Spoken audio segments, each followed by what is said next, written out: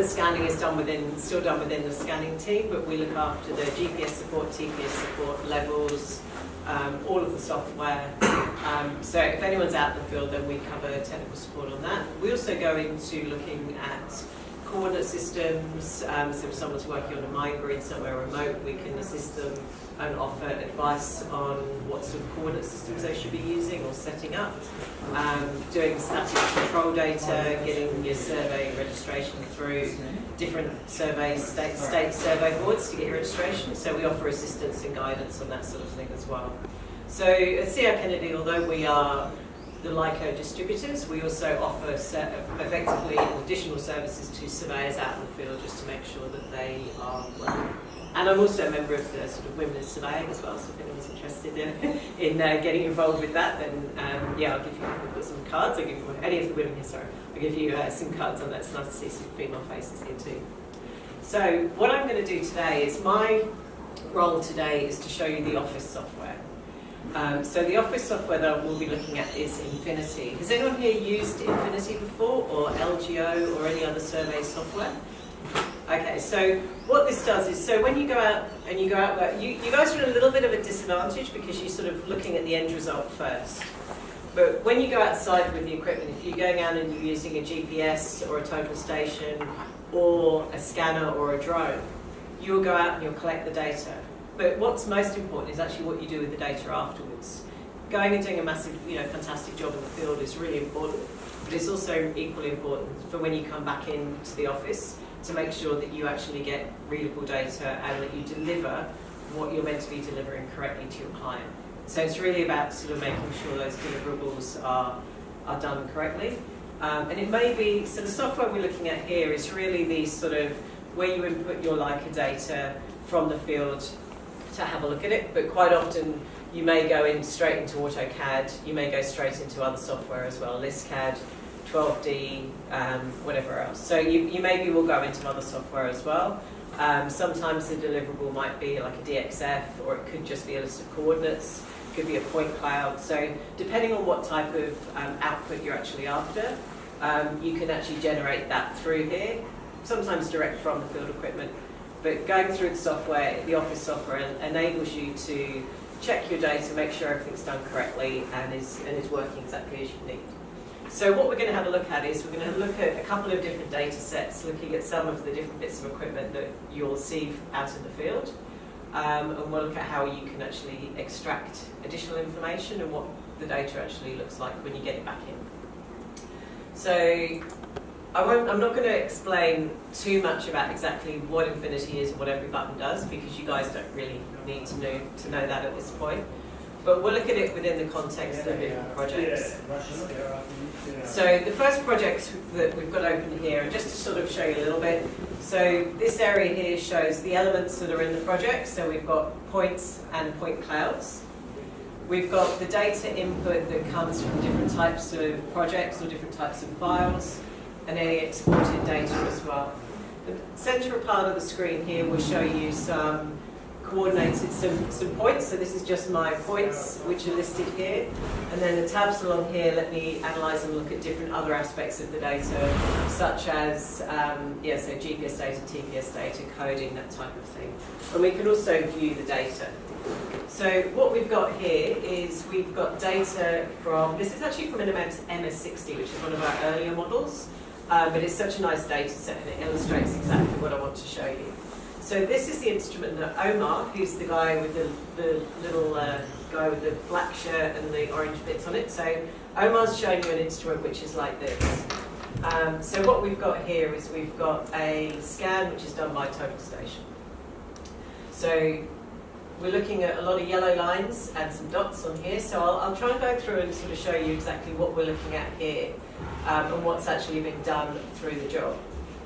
So if we go into source here, this here shows me what's in the job. This shows me I've got 2 total station setups which have been done in the job. So the actual MS has been set up twice. So it's been set up, and we can see the set orientation was done. So just an angle was taken to set the orientation of the instrument, and then a point cloud was scanned on the front face of the building. Then a second setup was done, and it was resected into a couple of the points that were put in from the first setup, and then another scan was done on the face of the building. So you can see here the detail as well is really good. So that with the point clouds you can go in. It's not as I said, this is just the total station scanner. It's not the full wax scanner, but it's enough to certainly give you a good indication of the building, and it gives you a pretty good sharp edges of what you're looking at as well. So depending on the accuracy that you require, then you can get some tight points from there. So if we click onto one of our stations here, just by clicking on the point there, we can actually have a look at some of the additional station information. So we can see the station coordinates of what they were set up and what was measured from that station. And if we click on the station setup as well, we can actually have a look through, and we can actually make changes to our station setup. So we've got our instrument height, we may need to change that. And we can see that the station was set up using 3 points measured previously. Again, this sort of data can be edited. So what we're looking at here is we've gone out in the field, we've collected our data, we've done a station, picked up some points, done a scan, we've done another station, we've fixed our station according to some of the points from before, done another scan. By bringing the data into the software now, we can now make some edits to that if we need to. So if we need to change any of the station setup data, we can. So we can change our station points, and we can analyse this further. We can click on any of our points and have a look at our coordinate information, and we can also have a look at any coding information that was picked up as well. So any of our individual points picked up by the total station have been coded, and by clicking on those we can see what the codes were. We can also click on the lines, and we can get the actual raw information of those observations as well. So all of the raw data that was collected in the field can be analysed and can be addressed within the software afterwards. So the yellow lines represent the total station measurements, and the red dots on there represent the actual points which were measured. So we have a mixture of the actual lines, the observation lines, and then the actual coordinate points at the other end as well that were picked up. Okay, so what else can we do with this data? So we've got point cloud information on there. We can actually go into any points that we need to, and we can actually click onto points and make an actual point if we need to. So we can actually go in and actually go and sort of specify any of the points and create those points from the scan as we need to. We can also, because when we did this because if we're looking at the scan, it's not just a point cloud scan, it's also photographs were taken at the time to actually give the scan some effectively colour definition. So when you do the scan, if you take an image at the same time, then you get to see what colour what you're picking up is. This gives us an added benefit, an added bonus of another particular feature that we can do, and that's actually to use the images themselves to measure points from images. So if we go into the imaging tab here, again, I'm not going to worry too much about going through the how to do everything. So we can go through and we can see what images were picked up, and we've got we can look at any groups of images that were measured. I'll just pick up. So there's a couple of panoramic shots that were measured there. And if I put those into an image group, then I can use those images to actually create, almost like a stereographic sort of measurement of points. Okay, so I've got an image group on there. Put those on. And if I want to create a point from images, then I can say I want to use my 2 panoramic images. And this is just all the points that make up the panoramas on here. And you can actually use these images to measure points as well. So say we want to measure, let's measure say a corner of a window.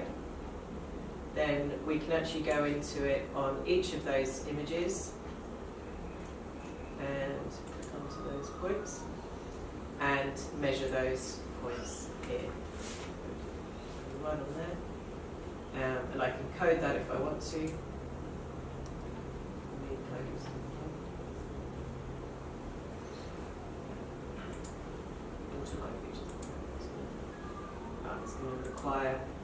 mandatory information. I probably picked the wrong one to do that. Some of the coding information on here is mandatory, so if you put in a particular code, then you have to put in additional information. So I've now created an additional point in my job using the images. So by downloading the data into the software, you can add extra information. You're not just collecting what you did in the field. If you've gone out and you've done a scan with your MS, and then afterwards someone says, oh, I actually need all of this information, or can you tell me where the actual sort of, the telephone wires coming into the corner of the building are, and what's the height of those wires. There's a lot of added information that as a surveyor you may not have picked up when you're out in the field, or someone comes in and says, oh, can you tell me where these actual drainage points are, where the vents are in the building. If you hadn't collected that information, but you did take an image, then you're able to actually grab that information from there. So let's have a... So we've just picked up that one point on there now. So if we just pop back into our features point on here, we can see we've got that corner of the window and we've got a coordinate for that particular point. So if you were asked to provide that information afterwards, we've now collected that information just from the images. So that's just one particular job that was collected in the field. And we've got, as I said, a scan on that and the information from the total station, but bringing it into the software lets us sort of add value, etc. onto there. Okay, right, that's one job. We will have a look at, so that's a pretty old data, and I actually still quite like using this because the data that was collected here was collected from 2015. So not everything we're looking at now is, completely the data from right now. Some of the data and some of the technology is still current, even though it may be a couple of years old. So we do have newer models of this equipment, which will, always sort of provide, slightly more advanced features. But just because something is an older model doesn't mean to say that don't have anything, all the data in there. Okay, so what we're looking at now is we're going to come right up to present. So this big blob of data here is what we get from a drone. So this is one of the drone runs that Shirayas did. And the drone data is quite specific, and you can see as well how easily Infinity handles large data sets. Not all point cloud software can handle the data sets. Drone data is always patchy sort of on the facades of buildings and things, depending on how it's flown. So when you do a flight for a drone, you generally will fly over a pattern over the top of the building or whatever that you're measuring. So the sort of vertical, the surface sort of view down is always going to be very good. But when you're looking at it from a side face, then you often get these, you can see it's drone data from all these like patchy areas that are inside it. So if we go from an aerial view, and then you can go and have a look, and you'll see that the data is quite fluffy on this. It's not very precise on this particular flight. This one was actually done with a prototype DJI that's not released yet, that we were looking to do. So the data on here is not sort of necessarily as good as you can get with a drone. But just to show you some of the distinctions on that, of the fact that a lot of the drone data is not quite as sharp as some of the survey information. It's very easy to sort of think, okay, I'm going to get a drone and just do surveys with drones, but they're not as precise as when you're using an actual piece of survey equipment or a survey scanner. So I just wanted to show you the information from there. But when we've got it makes a pretty nice backdrop of what we've got when we start turning on some of our other information and some other points we're collecting on here. So what we've got now is we've got our drone data, and we can see it doesn't quite tie in with this. As I said, it's actually slightly off on height on this one. So I'm just going to flip the drone data off for a moment. And what we're going to look at now is some more sort of traditional survey data that you may collect. I quite like this data set here because it's actually been collected by lots of different pieces of equipment in different ways. So we actually have a mixture of equipment here, and to look at it, to illustrate further, I'm going to turn the layers on and turn on the GPS observations and the TPS observations. So what we're looking at now, it's a little hard when you're just on one screen.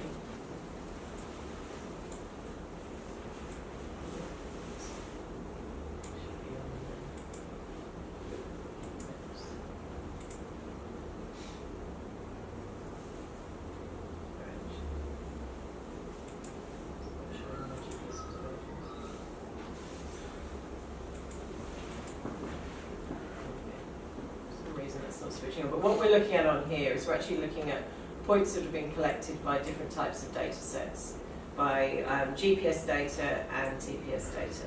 And so we can have a look on here, and I'll illustrate first, again, coming into a couple of the temporary stations here. These are a couple of total station setups that have been done using and measured using some of the local control. And then I've picked up some actual feature points. Actually, click on there. Feature points along here, and these have all been coded. So the coding along here is picking up the edge of the building, and then picking up some of the features close into the building, including right up against the front of the building here, where these points have been picked up with the showing the pond around this area here. So all of this information has been picked up and coded, and you can see as well that we've got 2D, and some of the codes in here as well. You can see that we're actually coding the trees, and that using the 3D codes on there. So when you're actually doing coding, quite often you maybe will have your information will go into AutoCAD, but it can be useful as well to actually have a look at that information within Infinity as well. So any of your AutoCAD blocks can be used in Infinity. Okay, let's have a, so I'm just going to flick back to some of the other information here. So we also have some TPS information which has been collected. And this is actually showing a traverse. So a traverse is actually where you go out with your total station and you're clicking onto known points and you're actually moving around and putting in control, and then you're tying that background into a loop. So if you have traverse information in here, you can actually tie that up as well, and you can assess your data. So when you're out in the field and you're closing a traverse, you may want to come back in and have a look at that information back in the office. So you have a total station which has been set up.